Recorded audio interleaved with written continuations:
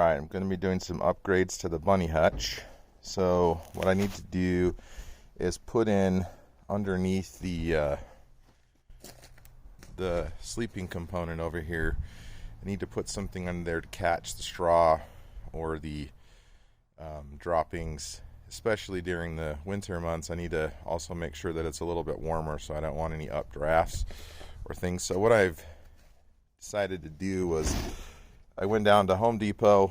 These are the pieces of wood that they put over like stacks of like sheet rock or plywood or something, and then they run the metal bands on this. Anyways, what I did is I just took one of these and used my table saw and cut off one of the lips, and then I'm going to mount this. So I did a countersink bit in this, in the wood, and then I'm going to mount it like this, and then I'm going to cut out a piece of plywood and use this lip to slide the plywood in and out.